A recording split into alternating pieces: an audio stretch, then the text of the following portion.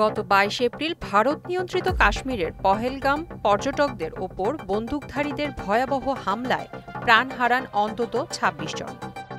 ওই ঘটনার পর থেকেই পারমাণবিক শক্তিধর দুই প্রতিবেশী দেশ ভারত ও পাকিস্তানের মধ্যে উত্তেজনার পারদ চড়তে শুরু করে। তারই ধারাবাহিকতায় মঙ্গলবার গভীর রাতে পাকিস্তানের ৬টি স্থানে চালানো হয় ভারতের ক্ষেপণাস্ত্র হামলা। নয়াদিল্লি এই সামরিক অভিযানের নাম দিয়েছে অপারেশন সিঁদুর। পাকিস্তানের সেনাবাহিনীর বরাত দিয়ে বার্তা সংস্থা AFP জানিয়েছে, এই হামলায় প্রাণ গেছে আরও ২৬ জনের। ভারতের এই হামলায় যখন আন্তর্জাতিক অঙ্গনে উদ্বেগের ছায়া, তখন দেশটির শোবিজ অঙ্গনে স্পষ্ট দুই মেরুর প্রতিক্রিয়া।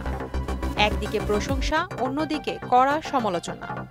বলিউড অভিনেতা অক্ষয় কুমার সামাজিক মাধ্যমে লেখেন, জয় হিন্দু, জয় মহাকাল।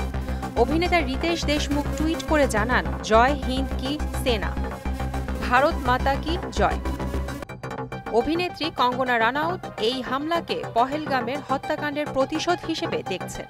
ইনস্টাগ্রামে তিনি লেখেন, তারা বলেছিল মোদিকে বলে দিল, আর মোদি এবার তাদের বুঝিয়ে দিলেন।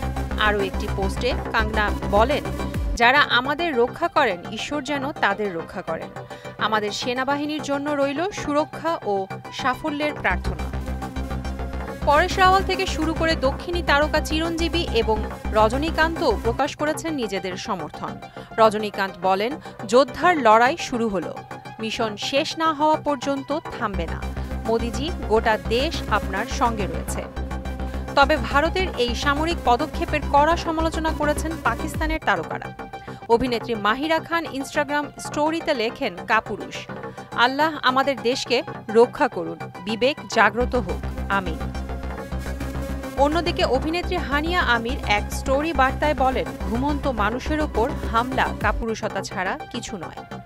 ভারত পাকিস্তান উত্তেজনার এ নতুন অধ্যায়কে ঘিরে যেমন উদ্বেগ বাড়ছে বিশ্বজুড়ে, তেমনি উপমহাদেশের বিনোদন জগতেও চলছে প্রতিক্রিয়ার ঝড়।